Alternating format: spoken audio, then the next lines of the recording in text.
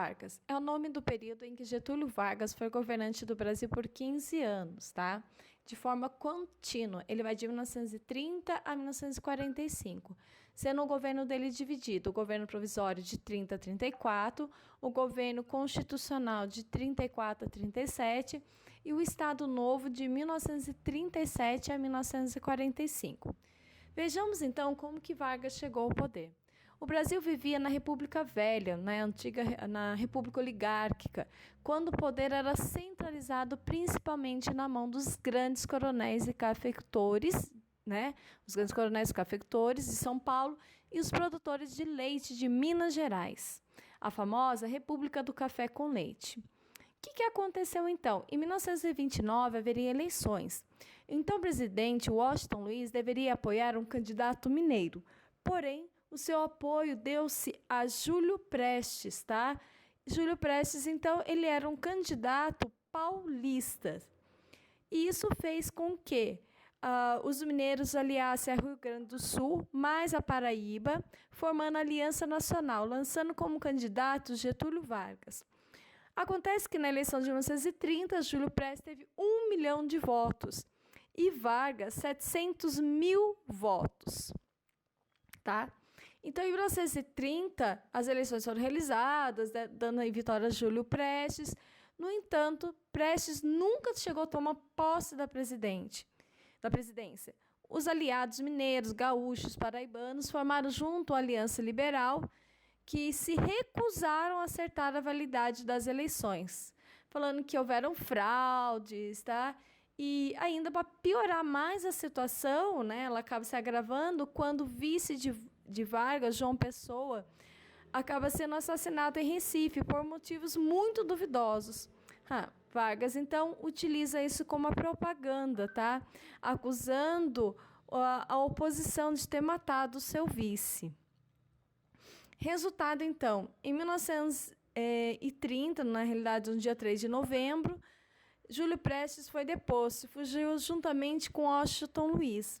A presidência foi passada, então, para Getúlio Vargas, dando o fim da República Velha e início, então, da Era Vargas.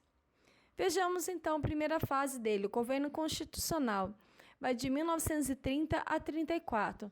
Suas principais medidas foi a grande concentração de poder de Vargas, tá, em suas mãos, o poder dele em suas mãos. Primeira medida, suspensão da Constituição. Outra medida, fechamento dos órgãos do Poder Legislativo, Congresso Nacional, Legislativo, Câmara Municipais. A indicação de interventores militares ligados ao tenentismo para chefiar os governos estaduais. Ou seja, ele tira os governos dos estados e põe os seus interventores, tá? Uma outra característica, outra medida tomada durante esse período foi ainda a criação de ministérios. A exemplo do Negócio, Educação e Saúde Pública, a criação do Ministério do Trabalho, da Indústria e Comércio e a lei da sindicalização, que atrelava o sindicato ao Estado. Resumindo, você só poderia ter apenas um tipo de sindicato por categoria, por exemplo, dos professores. Hoje em dia a gente tem sindicato de professores da rede privada, sindicato de professores da rede pública, sindicato a nível superior. Não, todos passariam a ser um único sindicato, tá? Foram criadas também leis trabalhistas, entre elas também a carteira de trabalho é criado nesse período, tá? Porém, como sempre, né, haverá uma revolta, o famoso movimento constitucionalista de 1932. Essa revolução dá para nós um lindo feriado, que é o de 9 de julho de 1932, somente no estado de São Paulo, tá? O que aconteceu? Os paulistas não estavam nada satisfeitos com o interventor nomeado pelo Vargas, tá?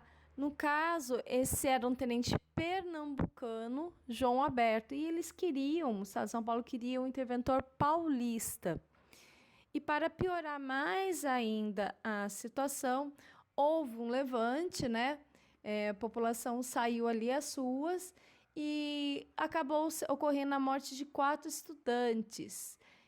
Martins, o Miragaia, o Drauzio Camargo, tá? E com isso, formou-se as iniciais do nome dele, o MMDC, torna-se o símbolo do movimento. No dia 9 de julho de 32, então, teve início a chamada Revolução ou Revolta Constitucionalista, pessoal. Mobilizou 30 mil homens armados em São Paulo para lutar contra o governo. Porém, qual foi o resultado? Após 3 meses de luta, o estado de São Paulo perde e o governo federal ganha.